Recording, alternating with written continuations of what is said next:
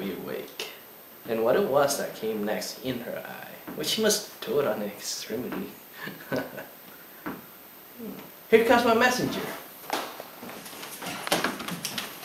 How now, mad spirits? What night rule now about this on the grove? My mistress is a monster, is in love, near to her close and consecrated bower, while she was in her dull and sleeping hour. A crew of patches, rude mechanic goals, that work forbid upon Athenian stalls, were met together to rehearse a play, intended for great Theseus' nuptial day. The shallowest thick skin of that barren sort, who Paramus presented in that sport. Forsook his scene and entered in a break, when I did him at disadvantage take. And as his knoll, I fixed it upon his head, and on his thisp must be answer read. And forth my mimic comes, when they him spy, as wild geese that the creeping fowler eye. Or resopated chose, many in sort, rising and cawing at the gun's report, sever themselves and madly sweep the sky, and at his sight away his fellows fly. And at our stamp, here o'er and o'er one falls, he murder cries, and help from Athens calls. Their sense that speak, lost with their fears thus strong, made senseless things begin to do them wrong. For briars and thorns at their apparel snatch, some sleeves, some hats, from yielders all things catch. I led them on in this distracted fear, and left sweet Paramus translated there. And when in this moment, so it came to pass, Titania waked, and straightway loved an ass. This falls out better than I could devise. But hast thou yet latched the Athenian's eyes with the love juice, as I bid thee do? I took him sleeping, that is finished too, and the Athenian woman by his side, that when he waked, of force, she must be eyed.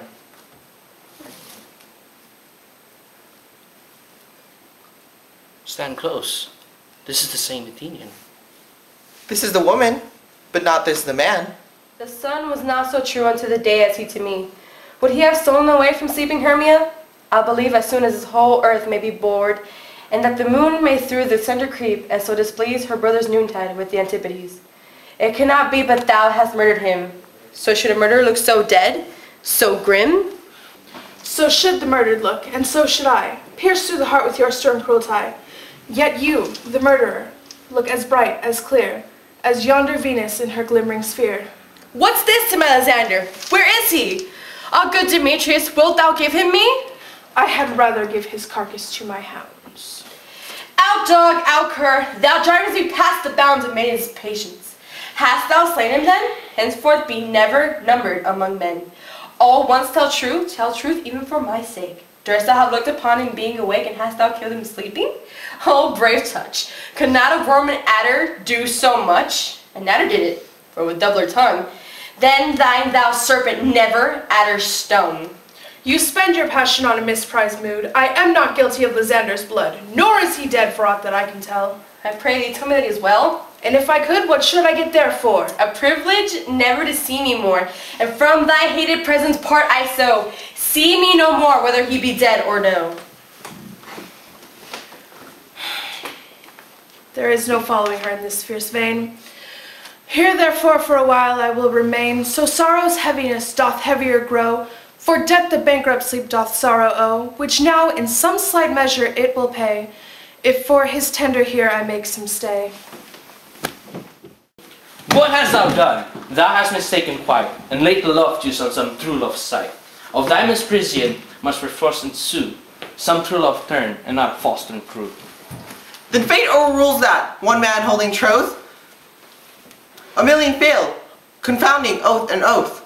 About the wood go swifter than wind, and Helen of Athens look thou fine. All fancy sick she is, and pale of cheer, with sighs of love that cost the fresh blood dear. By some illusion see thou bring her here. I'll charm his eyes against sea to appear. I go, I go, look how I go, swifter than arrow from a Tartar's bow. Flower of this purple dye, hid with Cupid's archer eye, sink an apple for his eye, for when his love he doth espy, let her shine as glorious lie, as the Venus of the sky. For when thou wakest, if she be by, beg of her for remedy.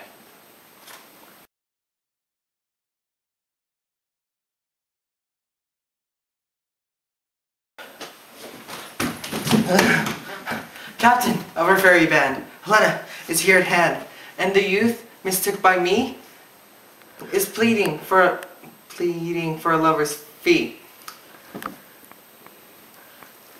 Shall we their fond pageant see? Lord, what fools these mortals be! Set aside. The noise they make will cause Demetrius to awake. Then will two at once woo one? Then must needs be sport alone? And these things that best please me, that befall preposterously. Why should you think that I should woo and scorn? Scorn and derision never come in tears. Look, when I vow, I weep, in vows so born. In their nativity, all truth appears. How can these things in me seem scorn to you, bearing the badge of faith that proved them true? You do advance your cunning more and more. When truth kills truth, O devilish holy fray, these vows are Hermia's. Will you give her o'er? Weigh oath with oath, and you will nothing weigh. These vows to her and me, when put on two scales, will not even weigh, both as light as tails. I had no judgment when to her I swore. Nor none in my mind, now you give her o'er. Demetrius loves her, and he loves not you. O Helena, goddess, nymph perfect divine, to what, my love, shall I compare thine eye? Crystal is muddy, oh how ripe in show, thy lips, those kissing cherries, tender grow. That pure congealed white high Taurus' snow, fed with the eastern wind, turns to a crow. When thou hold'st up thy hand, oh let me kiss thy princess of pure white, the seal of bliss. Oh, spite! Oh, hell! I see you all are bent to set against me for your merriment. If you were civil and knew courtesy, you would not do me thus much injury. Can you not hate me as I know you do?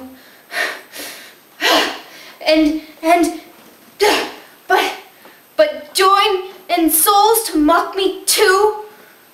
If you were men, as men you are in show, you would not treat a gentle lady so. To vow and swear and superpraise my parts, when I am sure you hate me with your hearts. You both are rivals, and love Helena, Hermia, because I am Helena. Yeah, curses. You and now both are rivals, and to mock Helena.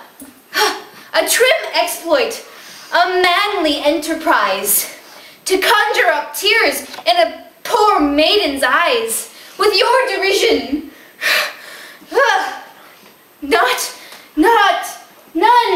None so noble would so offend a virgin, to extort a poor soul's patience as to make for your sport.